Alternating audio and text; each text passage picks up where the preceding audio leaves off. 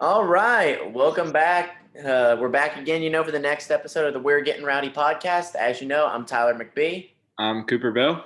And we're just here to bring you another, you could say, eventful week of Very. UT athletics. I guess, I will start things out by just going to softball. They ended up starting earlier in the week against Bellarmine. Had a doubleheader against them on Tuesday. Ended up winning game one 19-0, and then the second game 8-0. So that just says a Pure lot. domination. Yeah, domination. That's just like a wow. Unfortunately, though, then the weekend we couldn't get it done. Mm-mm. We at least won the Friday game against Alabama, but then dropped Saturday, Sundays in Tuscaloosa. And yeah, that hurt for sure. It's just like, because you never want to lose to Alabama in any sport whatsoever. Especially now, because I feel like Alabama, good grief, they're just good at everything right now. I mean, they're good at basketball, as we know, amazing at football, as everybody knows. I mean, crap, even their gymnastics team won the SEC championship this past weekend. That is true. And now that they're getting softball going, and I mean, I don't know much about their baseball team, but I'm sure they're, decent.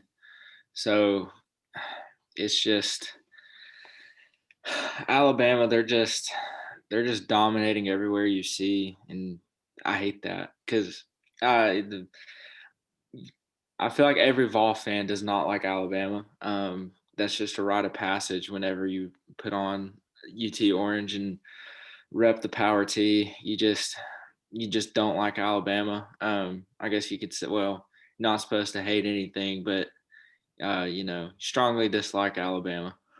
Yeah, but I mean, you got to admit though, right now, Bama's women's softball when we played them, they were ranked number 3 in the nation. Yeah, I So mean they are very solid. they're a They're dominant softball team. For yeah, so I say, even for us to go in and at least get one win off them, it shows we can still compete with anybody and get a win eventually. Because sometimes all you need is that one game that can determine a series. yeah, And I mean, yeah, we lost the series, but still, all it takes is just one game that can change it. And if we have everything going for us, we can. But it'll be interesting to see how they bounce back, because they got Kennesaw State coming up on Wednesday. And then this weekend, it looks like they will be having the Lady Vol Challenge, where Furman, Troy, and Liberty will be coming to Knoxville. So hopefully we can get some good wins there. And I've got some good confidence this team will be able to bounce back for sure. yeah. I mean, I expect great things this week from the softball team. I mean, if I mean, granted, records don't really matter whenever it comes to baseball or softball and baseball. 'Cause I mean, a pitcher could just get hot, or their bats could just get going, and I mean, baseball and softball is just so unpredictable sometimes. But at the same time, you know, your talent is going to come out like it should. So I mean, I expect the softball team to take care of business this week. Um, and just have a great strong week of ball and just come out and show out. Yep. And then you said like it's a lot like baseball. Speaking of baseball, nail biter game, you could say, against ETSU this past week Yeah, on Tuesday. But traveling to Athens and taking the series 2-1, you gotta love it, especially since it is Georgia, and you just gotta love it. Ended up winning that first game against Georgia 11-6. Then the last one 4-1. The game we lost, we only lost by 1 run, yeah, so it showed how close we played them in that loss out there. But that first game, it was just like we were almost unstoppable, it seemed like, at certain points in that game. yeah. It really did. Because I mean, our bats got to work early in that game because um, Jake Rucker, he hit a grand slam at some point during the game. I can't remember which inning it was, and so our the bats got to work early. And Georgia, they fought back. Like we've said, the SEC is just strong all around whenever it comes to baseball. So it's expected to be a dogfight sometimes. I never thought I'd use that word whenever it comes to baseball, but I mean that's how it is sometimes. And then the second game, you you can't really say anything bad. 'Cause, I mean, it was just a back and forth game the whole time. Like one team would take the lead, then another inning, another team would take the lead. So I mean, it was just really back and forth. But that the third game, what a performance by Blade Tidwell.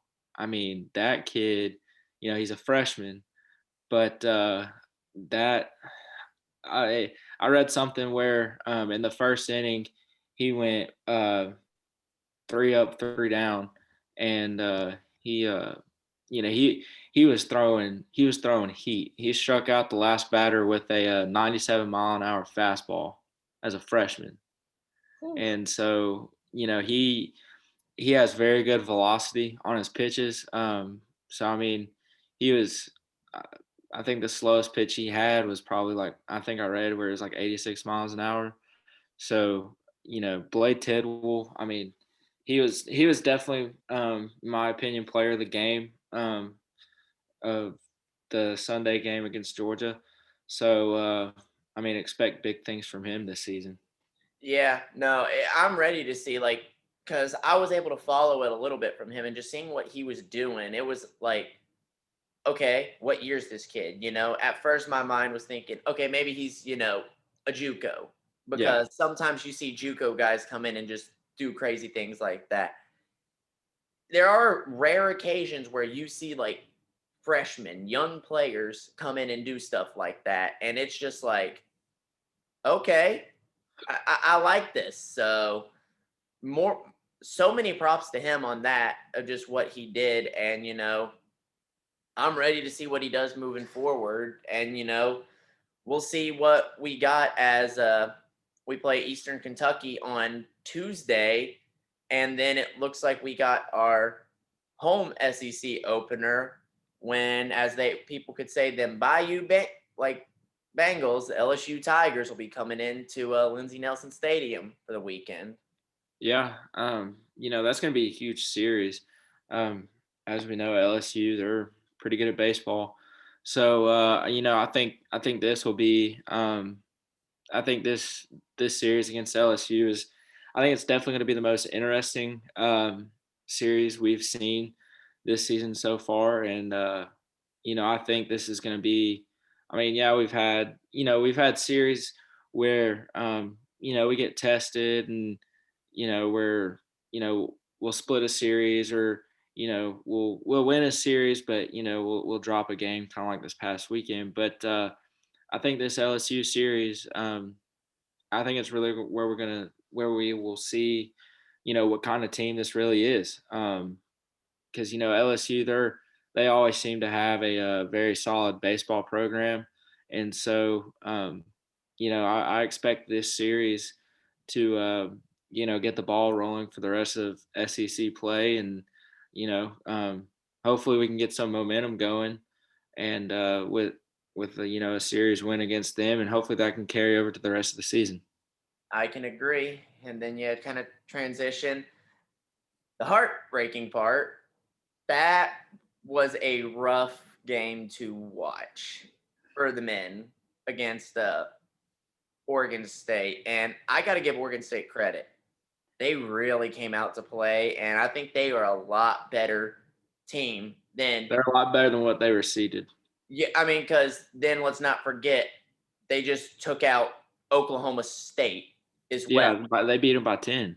Yeah, so props to them. We lost to a very solid team, and people are like, "Wow, you lost to a 12 seed," but everybody kept saying Oregon State is much better than their seed before. Yeah, I I mean, read so I much. I didn't realize this until I was watching the game and they kept saying it over and over and over again. It seemed like, but Oregon State, they actually won the Pac-12 championship in Yeah, did. basketball, and I didn't know that until it was until we were already watching the game. But you know, I feel like there's three things that are certain in this life, and that is death, taxes, and whoever Tennessee plays in March Madness, they don't miss a three. So I swear, Oregon State, It seems like they hit uh, like what 6 in a row at one point. yeah, they're automatic, and I, when we got down early, and we never regained the lead. And I mean, I think the closest we got um, to coming back was like what 10 or 8 points, I something think it was like. like I 8. feel like we got it down to double digits at one point during the second half. But there was one point during the game where I was just like, okay, that's it. Like we're done. And that's whenever one of their guards, I can't remember what his name was. I think it was like Heichel or something like that. But he pulled up from the NCAA logo a little bit past half court. He just drained it. And at that point, I was just like, I mean, if they're confident enough to do that, then nothing's really going to change that, especially the way that we were playing at the time. But I just that yeah, it was very disappointing. And the thing that disappointed me the most was, I mean, our defense could have been better at times, but also at the same time, like our defense still, like Oregon State, I feel like their offense. I mean, I wish that we could play them again, because I really feel like that. If we could have gotten our offense going and had a better offensive game plan uh, for the game, I feel like it would have turned out a lot different, because Oregon State was just going off of the momentum that they had, and our offense could never. It could never.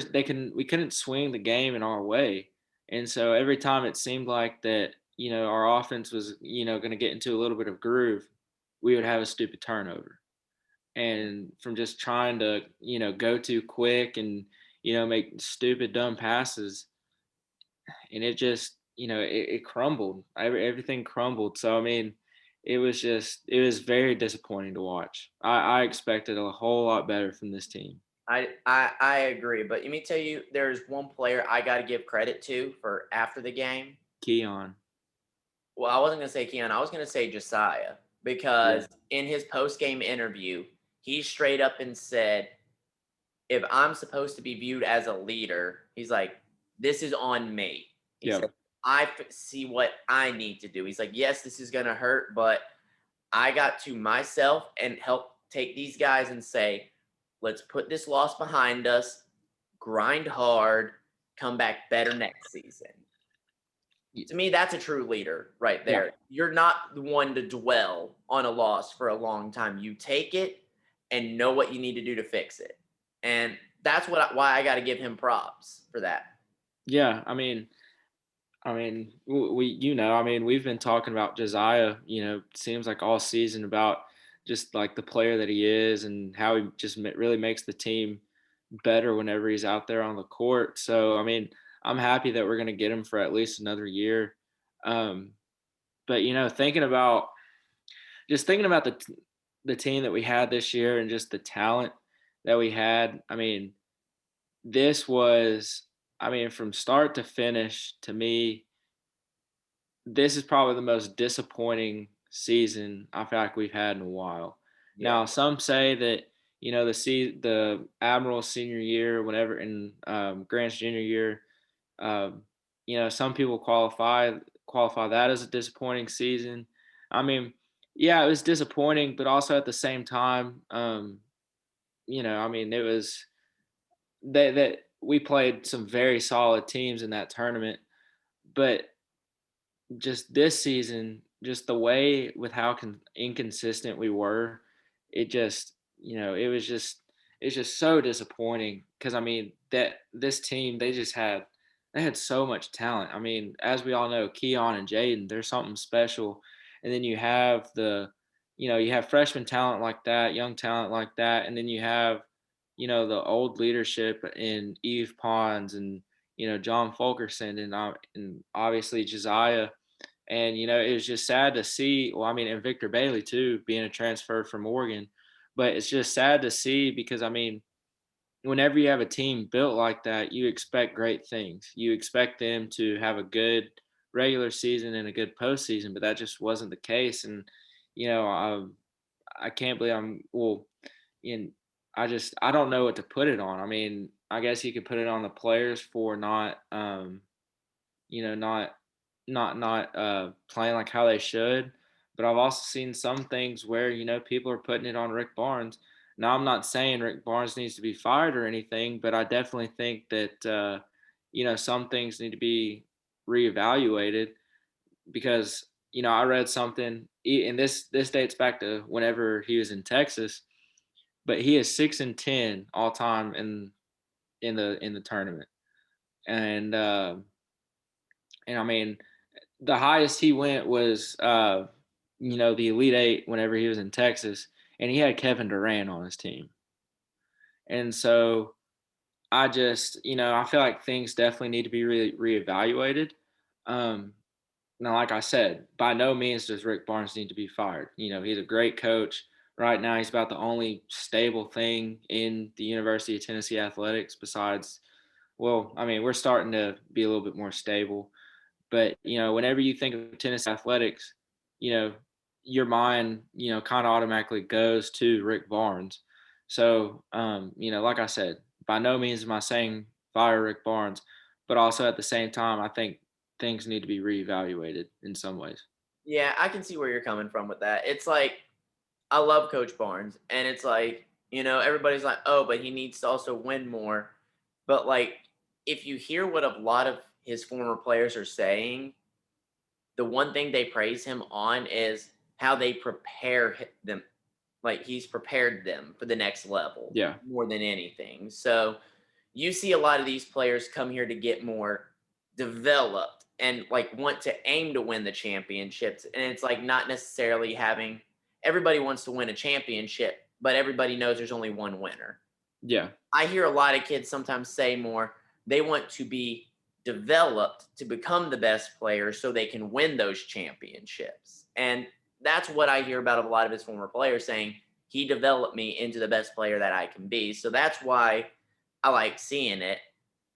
And it just makes me think hopefully next season, even though it seems slim, we get both Keon and Jaden back. Because if you bring them back, I think that could be a scary, scary team. Oh, Because I was talking to my mom about this. I think what we're missing is that field general out on the court as a true point guard. Like, because the last one, like, I'm not knocking on our guards we have now, but the last one I could remember who would like really command it was Jordan Bone.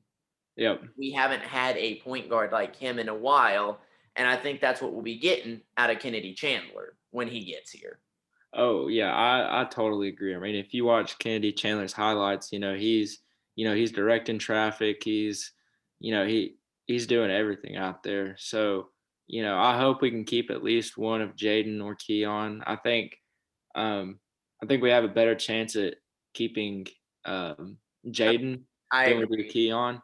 Um, Especially the way Keon's been playing basketball. It seems like for the last month. I mean, I feel like he's been unstoppable.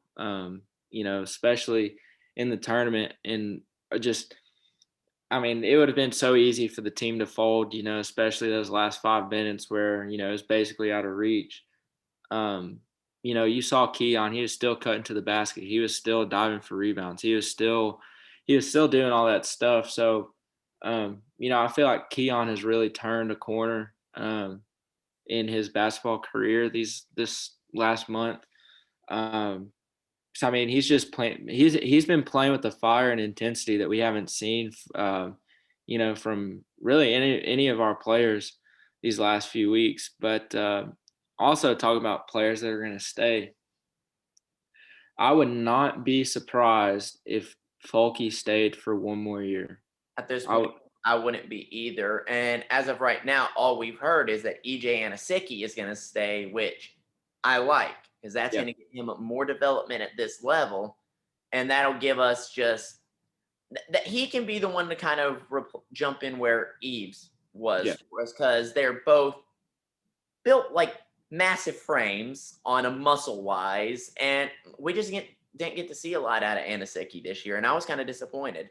Yeah, we didn't get to see a lot out of him, but I think the thing about EJ Anasicki is, I mean, I feel like he needs to be a little bit quicker on his feet. Like you said, he does have that big frame, but I think he needs to get some good weight on him and lose a little bit more of that bad weight. Um, but I feel like he just needs to be a little bit quicker on his feet and needs to be a little bit better at shooting the ball. So he was at some points he was just really inconsistent whenever it came to that. But yeah, I'm excited to see what EJ and Asiki can do next year, and if Folky can stay. Well, part of the reason why I feel like Folky. Sorry, I cannot talk today. Why I feel like Folky will stay is, I mean, he didn't get to. I mean, he only got to play one half of basketball, in the SEC tournament. So that hurts him. And then also he didn't get to play in the tournament. So I feel like in some ways he'll stay, some ways he won't.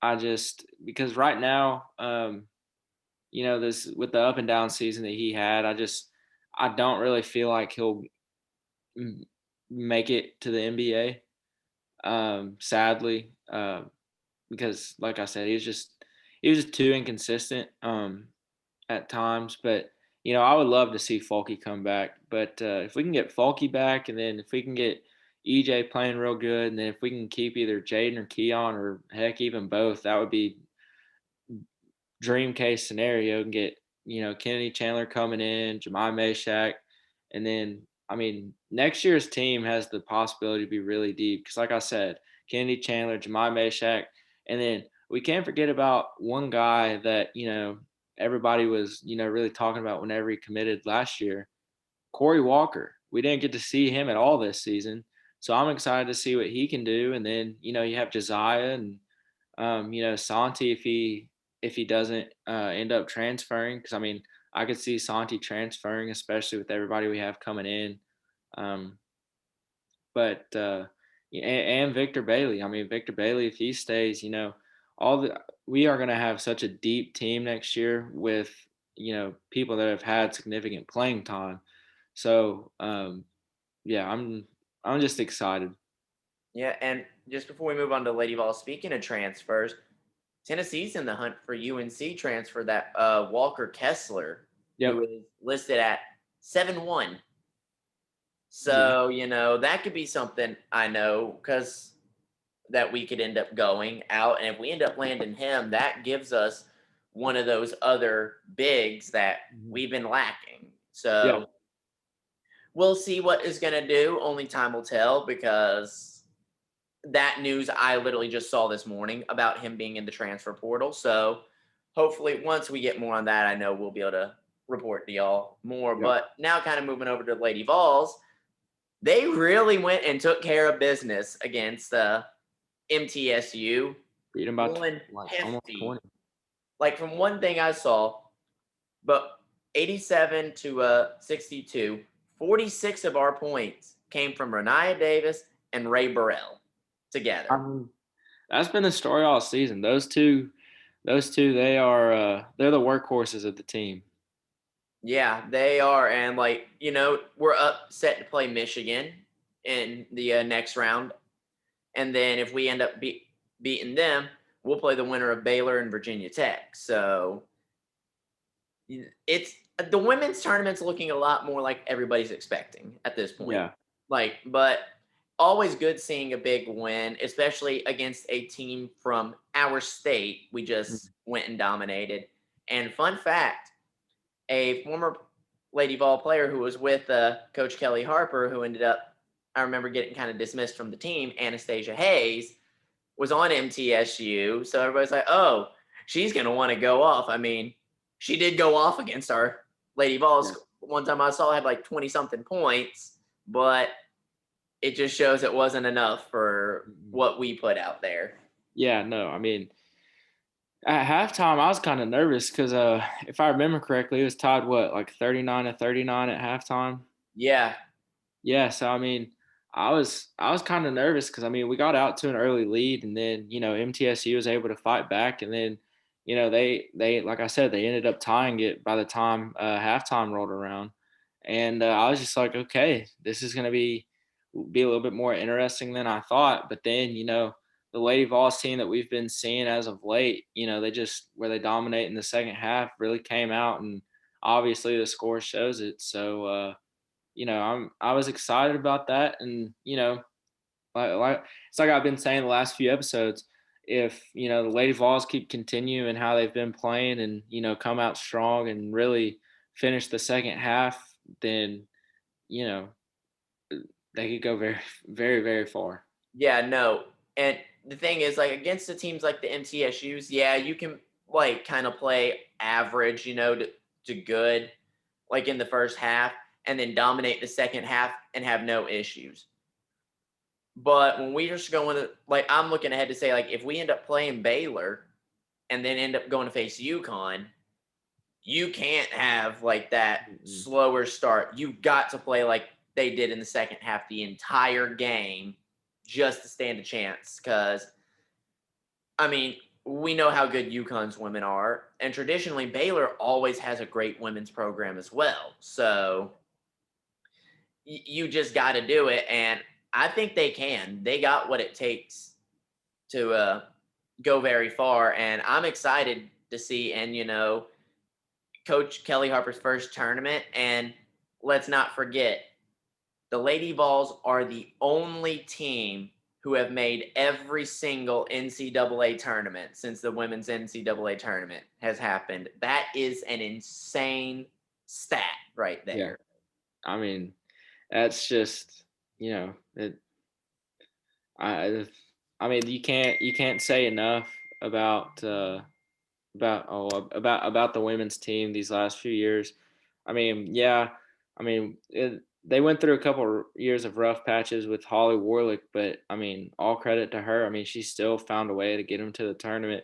But that really, you know, it to me, this all wouldn't be possible if it wasn't for Pat Summit, who paved the way for how women's basketball really is supposed to be played. I mean, some people think Gino up at UConn is the greatest female basketball coach in the Credits NCAA. Pat for his success. Yeah, so I mean, yeah, Pat. It truly is to me the greatest women's college basketball coach of all time. There's reasons why there's a lot of things named after her, like awards, like just different things named after her. I mean, shoot, the basketball court at Thompson Bowling is called the Summit, named after Pat Summit. So it goes back to Pat Summit, and the foundations that she laid for our basketball program. Yeah. But Like, 'cause I going back to the men's, you said something earlier where the female bracket is playing out kind of how we expected it, but the men's bracket, there's it, only two one seeds left, yeah, Baylor and Gonzaga. Loyola Chicago, they dominated Illinois yesterday. I mean, absolutely dominated. Illinois. I mean, there is at one point where um, well, Illinois didn't lead at all during the game, so that's one crazy thing. And the closest Illinois ever got to being in the lead was at some point it was like they cut it to within like 5 or 8 points, during the second half because they went on a little bit of a run. But the way Loyola Chicago just dominated them, you know, I never thought I'd say this, but watch out for Loyola.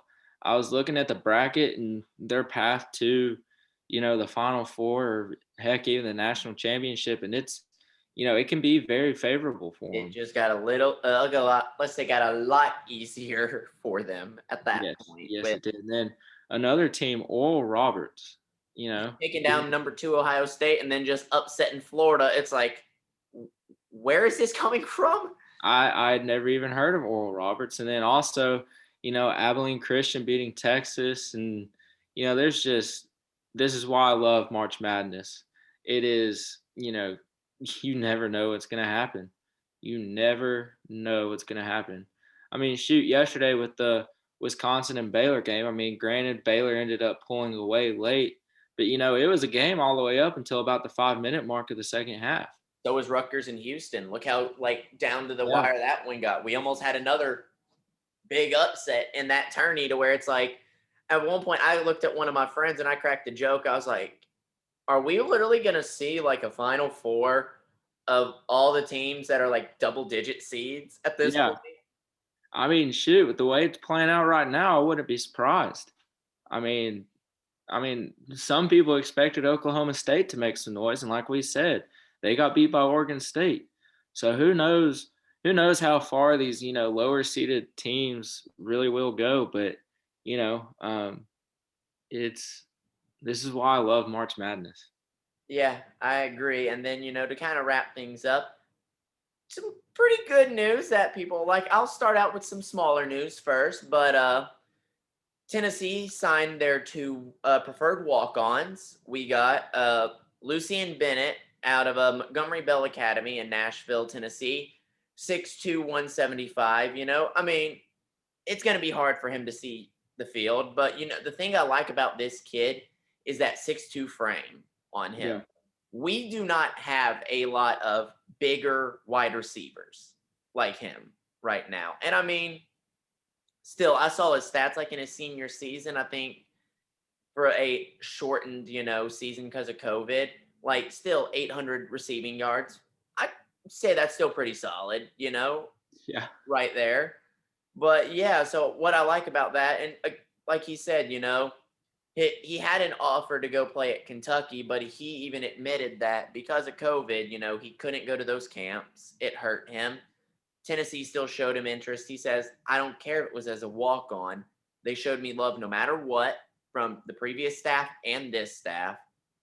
So why not come play somewhere who has shown they wanted me no matter what? And you love hearing that attitudes from kids like that. And we also got another in-state kid out of Oneida, Tennessee, walk-on punter, Colby Morgan. So that's going to be good since we're coming up on Paxton's like senior season, really. yeah, So being able to bring him in this summer will be able to let him be able to learn a little bit and get ready to go because like I said, Paxton's going to be done very, very soon here on Rocky Top, and we're going to need the next man up as a punter for us. yeah, yeah, yeah. I mean, I totally agree, and I mean, who knows? I mean, if the punter can come in and put in work during this off season, as we know, Paxton Brooks can be very inconsistent at times. Some games he punts the ball amazing. Some games you're like, what are you doing? So if the punter can come in and put in some work, maybe who knows, he can see a little bit of playing time this year. And then also going back to the receiver, I can't remember his name, but saying that he's 6'2", 175, that sounds oddly familiar to a guy everybody loves in Jawan Jennings. So I mean, if he can put some weight on him, he can he who knows, maybe he could end up being, like you said, he may not see the field that much, but still at the same time, I mean, you never know with walk-ons. If he can put on some weight and cards fall in his right way, um, he could be that bigger body possession down guy you want to go to. Um, so, I mean, who knows? I'm excited. Either way, they're both going to be huge depth pieces. And even if they're just practice squad guys, they're still going to go out there and compete and, make the guys who are going to be playing and who are going to be seeing the field regularly, they're going to give them a little bit of a fight. So, you always love to know that, your starters are going to be going up against some good competition. I agree. And then to kind of finish up with some really great news.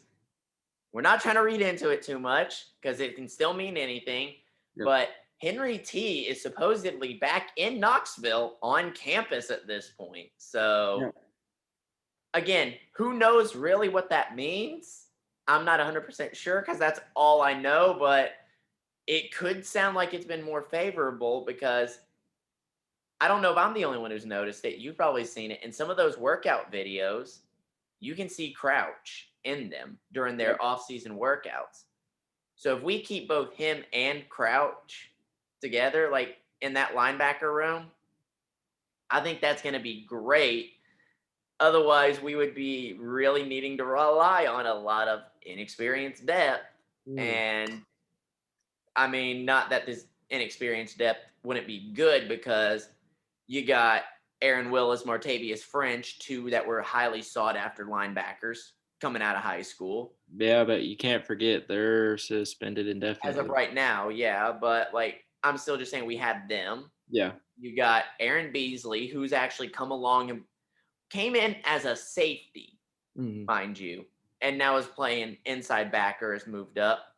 You got Jeremy Banks, Solon Page at that point, and even though he's more of an outside backer, he can also play inside backer, Morvin Joseph. So you got a lot of solid guys that could play that inside backer role for us.